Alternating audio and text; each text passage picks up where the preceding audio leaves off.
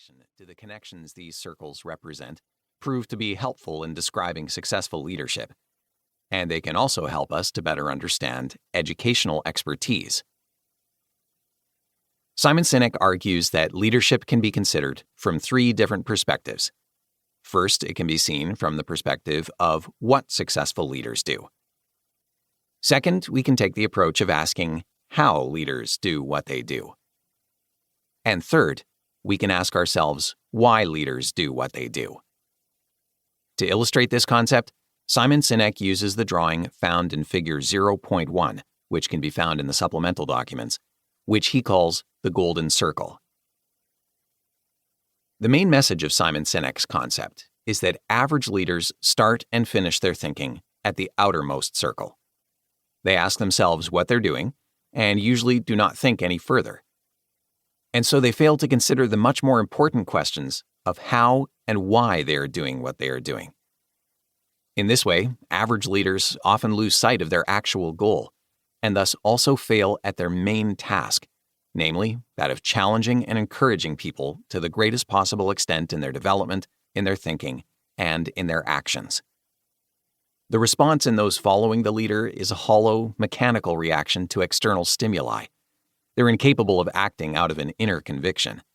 They just do the job, take the actions, and run their schools, irrespective of the impact on their students. Successful leaders take a different approach. For them, the main question is why something should be done. This leads them to the question of how to do something, and finally to that of what to do. Simon Sinek brings his argument to the point with the following statement. The important thing for successful leaders is not what they do. Much more important is how and why they do what they do. Hence, he sees the secret of success in beginning with the inner circle and the question of why, and then continuing outward from there by asking the questions of how and what. Simon Sinek presents 3 examples to illustrate his concept: Apple, Martin Luther King Jr., and the Wright brothers. What is the secret of Apple's success? It surely has nothing to do with what Apple does. Apple makes computers, tablets, and cell phones, as do many other companies. Besides, if we take a closer look at these devices, we have to admit that they're not much better than those of the competition. A smartphone that bends in your pocket might be a unique feature, but certainly not in a positive sense. Neither can it have anything to do with how Apple does what it does. Rather, if we take a detailed look at the company's record on this point, we see exactly the opposite: low wages, high environmental impact, and poor working conditions. Thus, the secret of Apple's success must lie in the question of why. People who buy an Apple product today do not get just a technical device. They also get a personal philosophy, a way of life, and a passion to boot. Apple stands for the feeling of living a better life. Why is Martin Luther King Jr. among the most well-known and influential leaders of the African American civil rights movement? Surely not just because of what he did. He was not the only humanist of his time, and his ideas were the ideas of a larger group of activists.